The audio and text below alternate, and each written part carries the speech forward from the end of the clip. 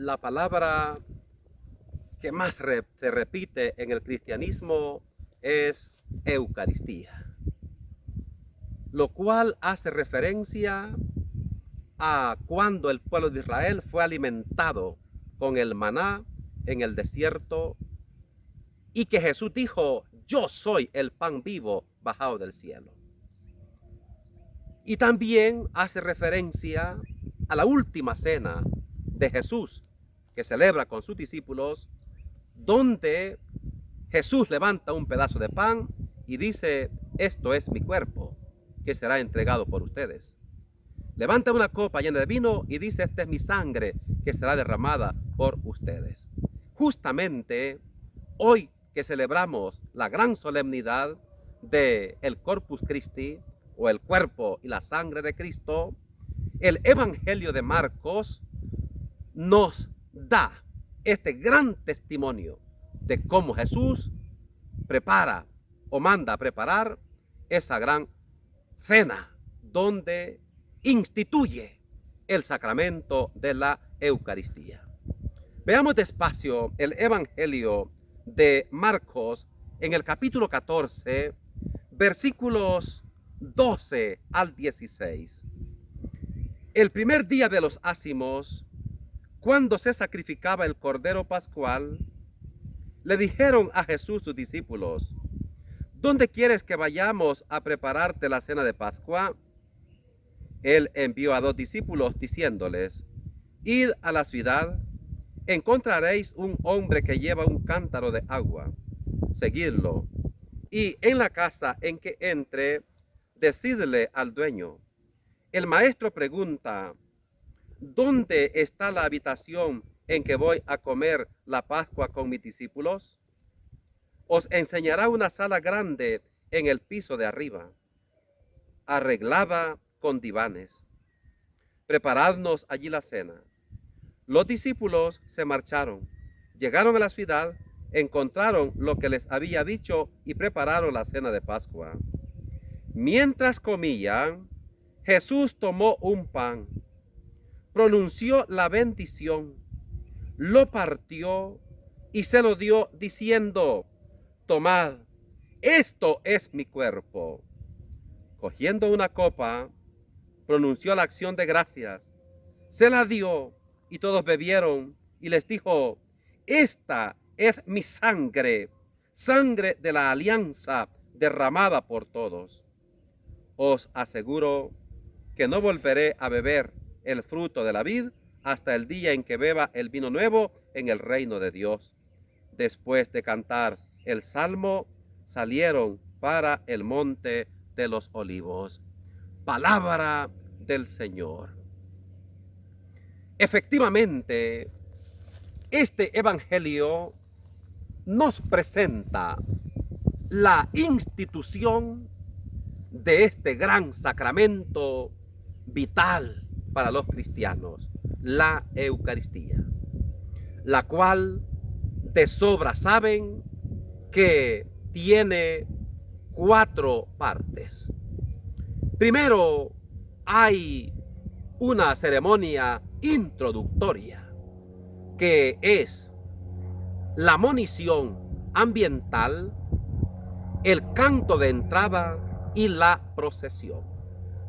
Esta procesión que hace el sacerdote con los acólitos y con gente de liturgia nos hace pensar en que en este mundo no somos eternos. En este mundo vamos de paso. A renglón seguido llega el sacerdote al altar y lo primero que hace es darle un beso al altar. Y besar el altar nos hace pensar en que Jesús dijo: yo soy la piedra angular. Y por tanto, la mayoría de los altares son de piedra, símbolo de la presencia de Cristo Jesús. Entonces, besar el altar es como darle un beso al rostro de Cristo en nombre de todo el pueblo. Es como saludar a Jesús. Y luego se empieza la Santa Eucaristía diciendo o invocando a la Santísima Trinidad en el nombre del Padre, del Hijo y del Espíritu Santo. Y he dicho de que esto es maravilloso. Decir en el nombre del Padre y tocarnos la frente es saber que queremos que Dios ilumine, que sea Dios el que guíe todo nuestro ser, porque nuestro cuerpo, quien lo mueve, son los alrededor de 100.000 millones de neuronas que tenemos en la cabeza, y nos tocamos la frente para que sea Dios quien nos ilumine. Y luego en el nombre del Hijo nos tocamos el pecho para que aprendamos a amar, a ser comunidad y saber que nos vamos a salvar en cuanto en tanto ayudemos a los demás. Y luego nos tocamos los dos hombros para pedir que el Señor nos ayude a llevar las cargas de cada día, lo que se tenga que padecer por seguir a Cristo Jesús. Y a renglón seguido viene lo que llamamos la liturgia de la palabra. Y la liturgia de la palabra nos hace caer en la cuenta del Salmo 119, verso 105. Lámpara es tu palabra para mis pasos, luz en mi camino. Qué lindo, hermanos. Y por eso se lucha y se batalla por actualizar la palabra del Señor. Por ejemplo, que se lea Éxodo capítulo 3, donde Moisés se encuentra con la zarza ardiendo. Lo que quiere decir es que ya no es Moisés el que se encuentra con esa zarza ardiendo, sino que somos nosotros. Es usted y soy yo el que nos encontramos con esa zarza ardiendo, que es Cristo Jesús, que quiere iluminar nuestra vida. Imagínate que se lea el pasaje de Isaías en el capítulo 1, si mal no recuerdo, donde dice que Isaías se siente impuro, se siente pecador, se siente mal. Y un ángel viene con un carbón encendido y le quema los labios y le purifica. Eso ya no es para Isaías, eso es para ti y para mí. Y es la palabra la que nos purifica. Imagínate que se lea, por ejemplo, al profeta Ezequiel, donde se le invita a comerse el libro. Jesús es la palabra. Y por tanto en la Eucaristía es como que nos comamos el libro del profeta Ezequiel en la persona de Jesús. Imagínate que se lee el Evangelio de Lucas capítulo 19, donde se dice y se expresa que Jesús se encuentra con Zaqueo y le dice: Zaqueo, bájate, voy a hospedarme en tu casa. Ya no es a Zaqueo, ya es a ti, es a mí que se nos dice: voy a hospedarme en tu casa. Esto es la Eucaristía. Jesús entre nosotros, Jesús en el seno de nuestra familia, Jesús en el seno de nuestro corazón. Imagínate que se lee Mateo capítulo 12, donde el Señor dice: aquí hay alguien que es más que Jonás. Aquí hay alguien que es más que Salomón. Jesucristo. Jesucristo. Y eso ya no se le está diciendo a sus discípulos, te lo dice a ti, te lo dice a mí. ¿Y cómo no quedar interpelados por esa palabra? ¿Cómo no movernos ante esa palabra si es Jesús el que es más que Jonás, el que es más que Salomón? Es el Salvador. Y así te podía citar tantos pasajes donde urge que la liturgia de la palabra ya no sea un ritual recordando historia, sino que sea para vivirlo.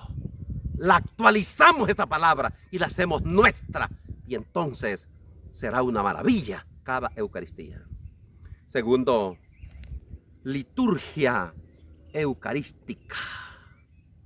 Y la liturgia eucarística, para mí la palabra clave, la palabra fundamental, además de ser una acción de gracias, la palabra linda es: esto es mi cuerpo que será entregado por ustedes. Jesús está entregando toda su vida. En su cuerpo está su vida.